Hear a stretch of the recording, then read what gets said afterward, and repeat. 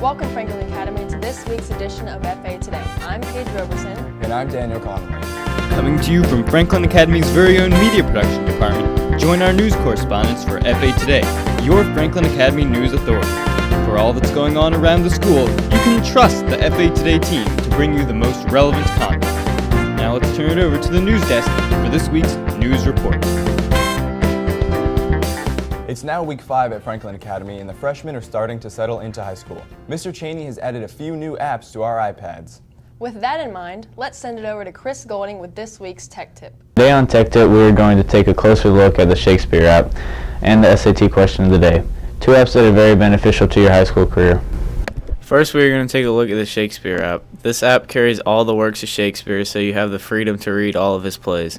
You'll be reading his plays in your English classes, ranging from The Tempest to Romeo and Juliet. When reading your assigned story, you'll have the ability to access scene summaries. Essentially, it's Spark Notes and Cliff Notes combined into one app. A great feature of this app is the glossary. The glossary is a list of words that you may not know while reading a Shakespeare play. For example, if you come across the word salt butter, then you can look it up in the glossary and find that it means cheap living. Also on the app, you can look at a famous Shakespeare quotes and insults. Yes, insults, such as "thou wanton hell-hated potato finger." Another section of this app is the study section. In this section, you find a wide variety of information, including statistics about each play, a biography about Shakespeare himself, information about all the different characters in the play, and much more. This is the place you need to go when you have to study for a Shakespeare quiz or test. In the settings, you can change the color themes to your preference. There are also several other options in the settings, such as text, font, and font family, so that the app caters to all of your preferences. The next new app we are talking about today is the SAT Question of the Day app. If you are opening it for the first time, check the box that says "Opt out of this message," and then tap Continue to Cite. You will be faced with a question similar to what you will see on the SAT. The purpose of this app is to prepare you for the test when you take it.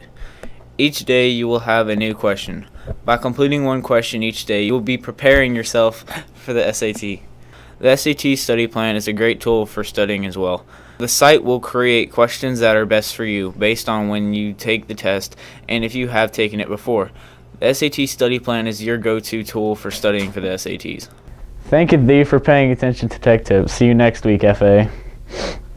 Thanks for that, Chris. Hey, Paige, did you know that today is a very special day? No, why? Because every day is a special day. Let's head over to Carter Page with a blast from the past with Today in History. Hey FA, I'm Carter Page. So much has happened today in history, so let's take a minute to throw back and reflect on just some of the events that have happened. Let's start with the Mayan calendar. So, what happens in 2012? Nothing. I just ran out of room. Oh. Well, I bet you a lot of people are going to freak out over that one, huh? We'll just make a new one then. Hey, here there's a sacrifice in there. You want to go see that? No, I'm not very big into dead bodies. Today in history, the patent that eventually went on to develop Wi-Fi was approved. What is this Wi-Fi? Babe Ruth also hit his 500th home run today. Thanks, Mr. Ruth. I hope you've learned so much about the past. Back to you, Paige and Daniel. I sure enjoy finally being a senior at FA. Me too.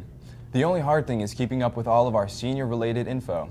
Well then, I guess it's time to check up on our senior moment to see what they have for us this week. This week on Senior Moment, we sat down with Ms. Weir and Ms. Hens to talk about senior project dates and early college admissions. I encourage all students to always meet the earliest deadline for application for colleges. Early decision means if I apply to your school and you accept me, then I take all my other applications off the table. I'm guaranteeing that I'll come. Early action means they're just gonna give you a response more quickly in the application process. You need to check the website, the admissions website for the colleges that you're interested in applying to. It's real important to take notes and to read those carefully because every single college is different. The dates are different and the expectations of what they want you to submit are different. So take the time to look through the admissions website on the colleges, find the application, make sure that you get it in and meet those early deadlines. At this point, we've written their essential question, assigned their faculty advisors, so they should be having their first meeting in the next couple of weeks. and starting their research through their English classes. I think maybe tuning their essential question, making sure it works well with their research, writing a thesis, and looking at whether or not their product actually supports their research. So thinking ahead to that. Biggest upcoming deadline right now is to have the first meeting with the faculty advisor. Then the note cards are due the 29th of August, which is 50 note cards from 10 different sources, and then have their mentor form turned in, I think, September 9th. This has been Stevie and Edie with Senior Moment. Back to you guys at the studio. A new year brings new students and even better foreign exchange students. You all remember Caro, Zuza, and Sophie, but this year, let's welcome Teresa, Botha, and Emil Peterson. If you see them around, make sure to say hello and make them feel welcome. Let's hand it over to Abby Miranda for an update with sports. Welcome back, Franklin Academy. With all fall sports in full swing, we have complete sets of rosters coming your way. After losing a solid senior core, the boys soccer team has added fresh new talent to the squad.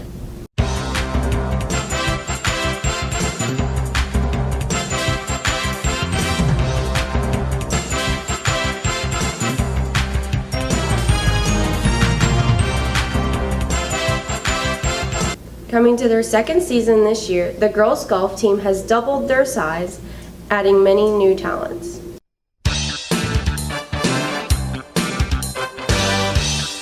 Volleyball is breaking new ground with the addition of a junior varsity team.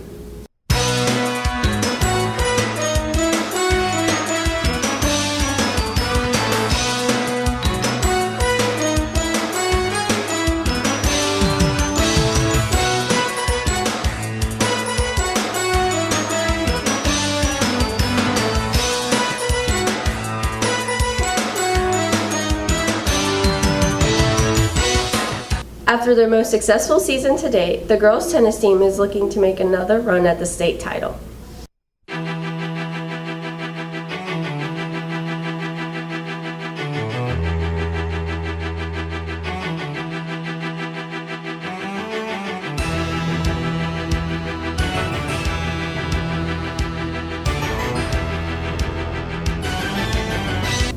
Fielding the biggest team yet, with 54 runners, the cross-country team is looking to dominate the competition this year.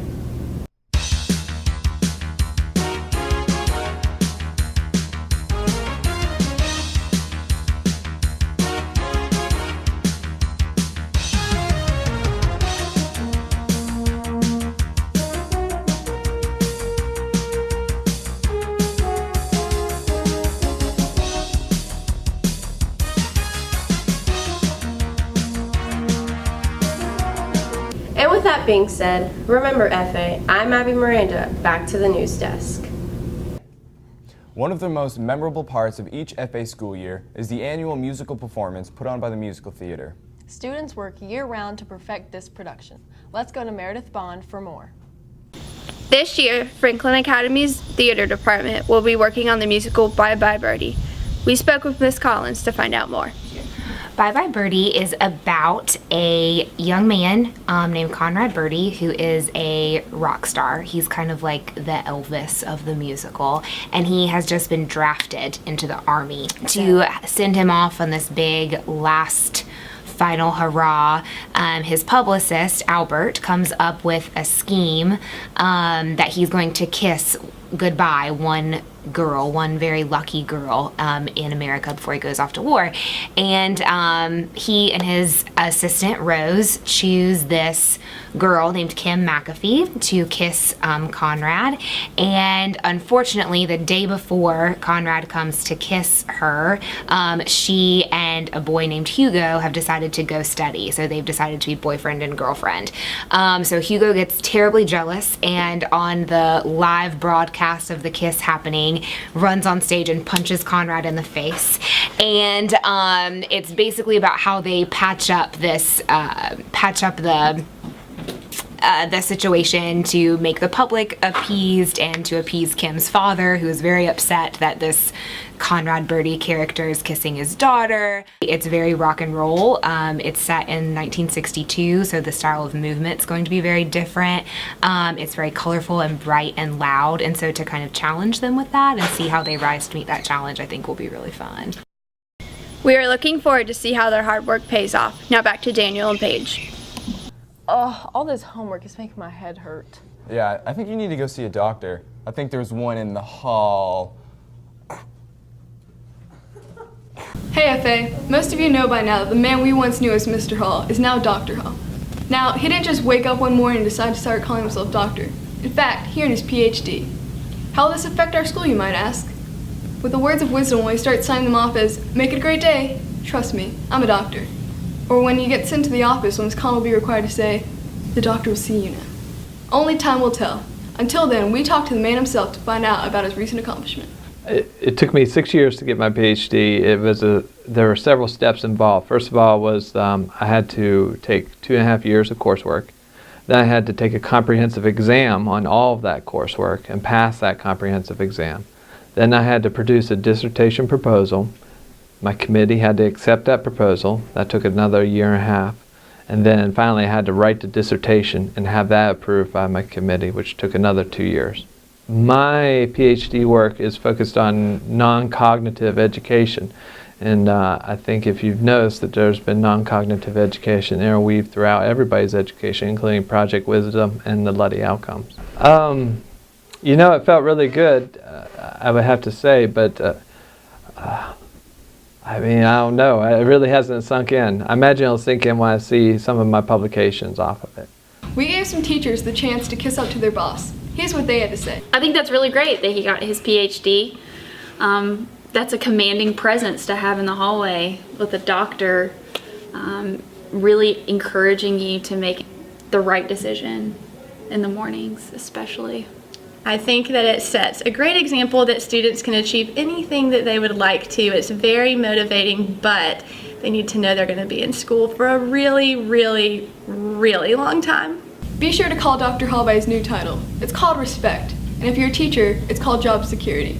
Back to Paige and Daniel in the studio.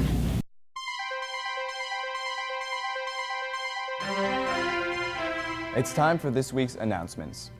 Language Honor Society inductions will be held on Tuesday at 6:30 in the theater. NHS will have a meeting in Flex A, and the National Art Honors and National Science Honor Societies will meet in Flex B this Thursday. This Friday, the art classes will be taking a field trip. Progress reports will also come out this Friday. We'd also like to give a congratulations and wish good luck to all of our fall sports athletes.